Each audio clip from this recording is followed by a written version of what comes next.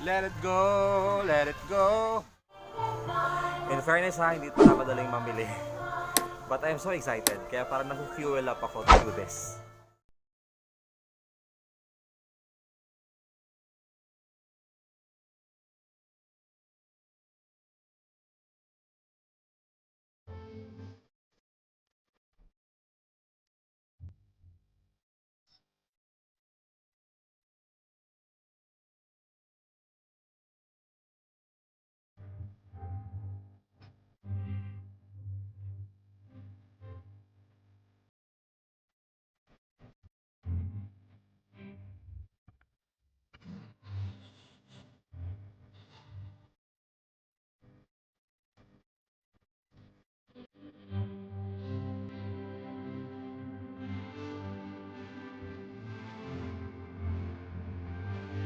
Excited today because, just like what I told you earlier, since I am so happy this December, marami akong natanggap na gifts.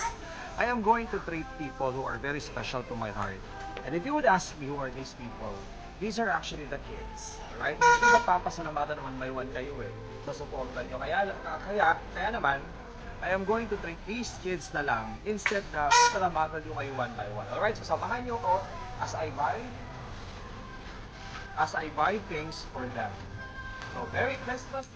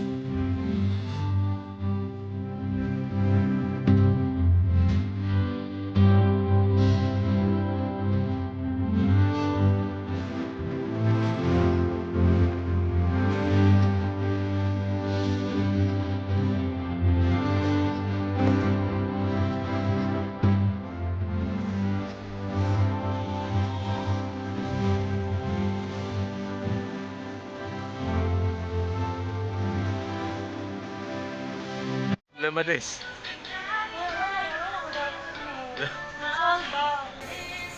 Tagpila.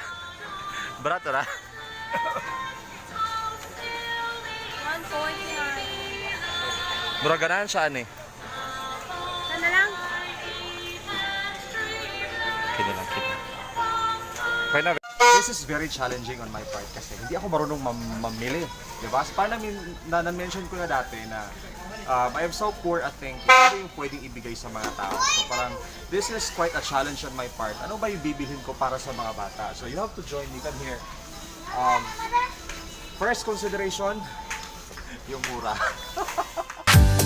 Actually, I so like gifts or gusto ko mamigay ng mga ganito sa mga bata kasi, 'di ba? Parang laruan siya, cute siya tingnan, masaya siya tingnan.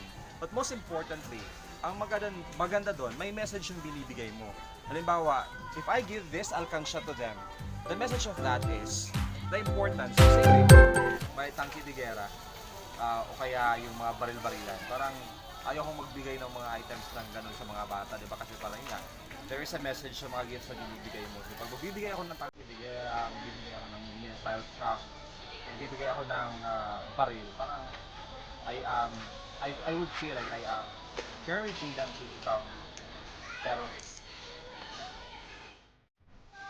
I got this. I got this in my cart already.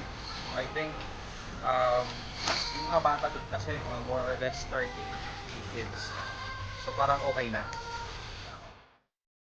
Nakakapagod pamili.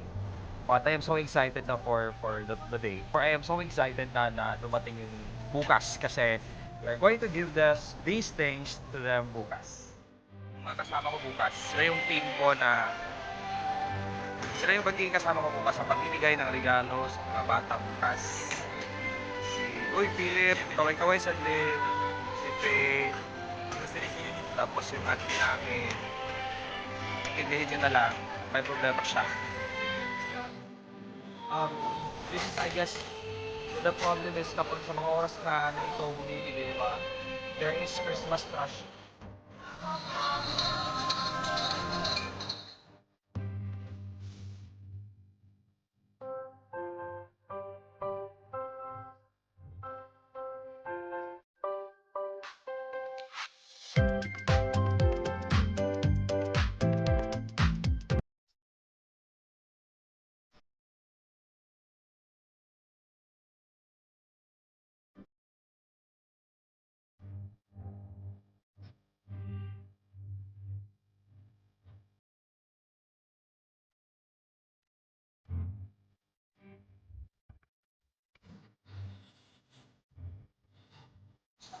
Tapos tayo pamili para sa mga ibibigay. Ipapamigay natin bukas. So I hope these kids will really be glad with this small present na ihanda natin.